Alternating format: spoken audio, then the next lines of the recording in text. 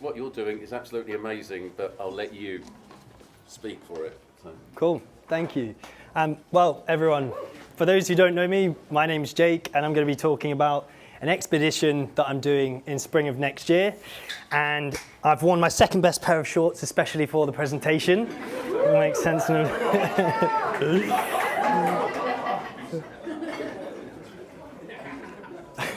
And like any great speech, I wanted to start off with a quote. And the quote is, once you reach Earth orbit, you're halfway to anywhere. The reason I chose that one is because if you want to go somewhere in the galaxy, the hardest part by far is the first 50 to 60 miles to get off of the surface of Earth. It's where the gravity is the strongest. You've got to punch through the thick atmosphere. It's the most dangerous and volatile part. And everyone in this room knows just how hard it is to get going when you're trying to get off the surface of the Earth. And I haven't done my thing yet.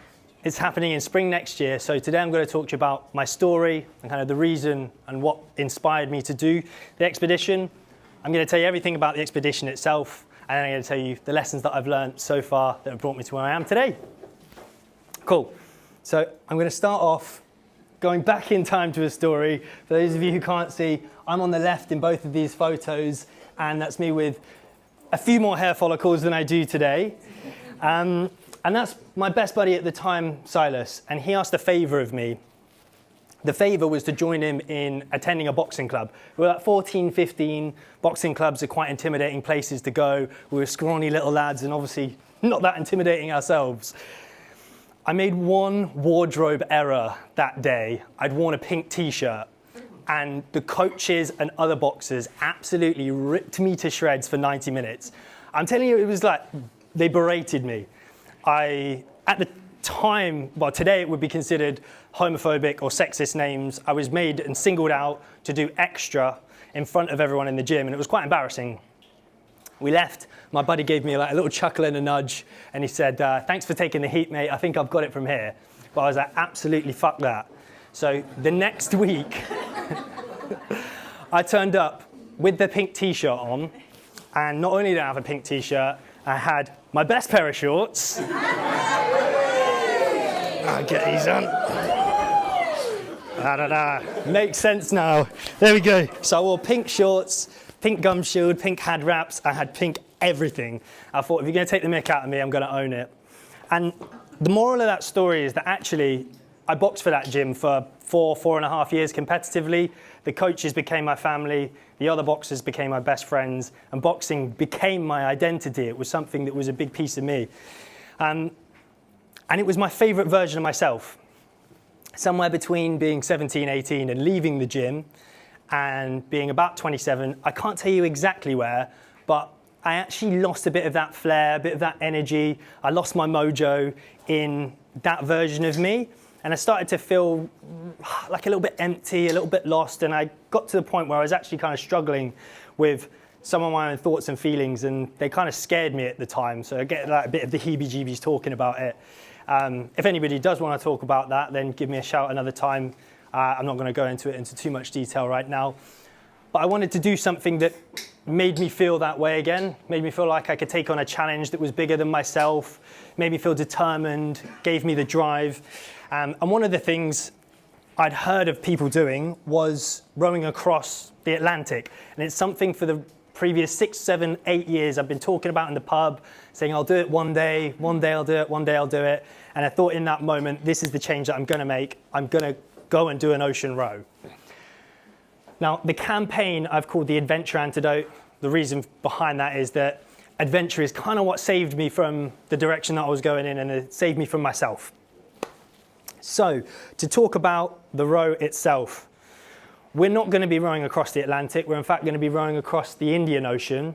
So we're going to row from Kavanan in Australia to Dar es Salaam in Tanzania. And it's going to be around 8,500 kilometers. And I love that visual across the earth. It just highlights how far it's going to be.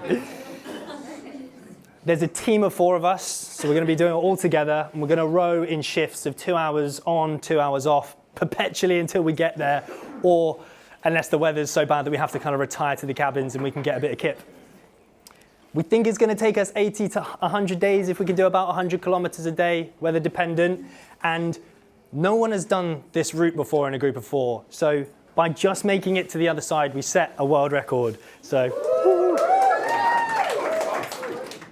and you can check out the Ocean Rowing Society. They are the governing body, not Guinness World Records. They have all of the different things on there, and I think it's a cool place to check out what everyone else has done.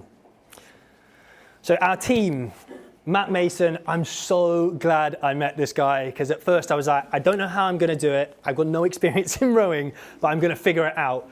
Matt is a Royal Marine, and he's rowed 4 oceans already. He owns the boat. He's the guy with the plan. I'm just turning up as the muscle, and I'm just going to row until we get there and do exactly what I'm told. We've got a couple of other members on the other side. We've got Matt Hemmings, Taff, and then we've got Matt Inglesby. Matt's a newbie like me, and then Ingo has also rowed 3 oceans. So between us, we've got some experience, and then we've got some newbies that are there for the first time. And this is our baby. This is No Great Shakes. She's called No Great Shakes because the first team that actually did the Atlantic row with it, they did it for a Parkinson's charity. One of the guys had Parkinson's, and that was a very fitting name.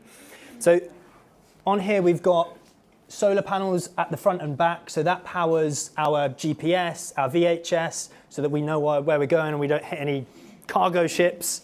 And it also powers our water maker. So it will desalinate the seawater. We use that to wash, we use that to drink, we use that for our powdered food that we'll store underneath the boat just there. And then the way that it works is we'll have teams. So we've got a team in the front and a team at the back.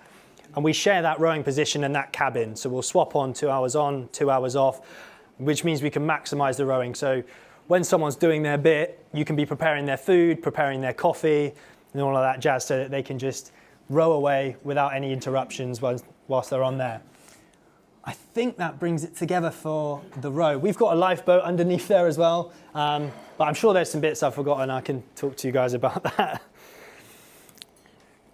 We're using the opportunity to raise some money for some great charities, and they're both subsidiaries of University Hospitals Birmingham. They're both military charities. So the first one is Diving with the Injured, and of course, we've called the campaign, and it's important to me, the Adventure Antidote. When military personnel lose the ability to participate in some of the activities that they would like on the surface of Earth, it's really difficult for them. And I know they get taken care of quite well whilst you're in treatment, but afterwards it can be really difficult. This charity take those injured military personnel underwater scuba diving, and it's a really amazing outlet for them, and it aligns with what we're trying to do. The second charity actually work hand in hand with that. They're Fisher House, and whilst they're actually in care in the hospitals, Fisher House provide a place for them and their families to stay for the duration of their care. Right.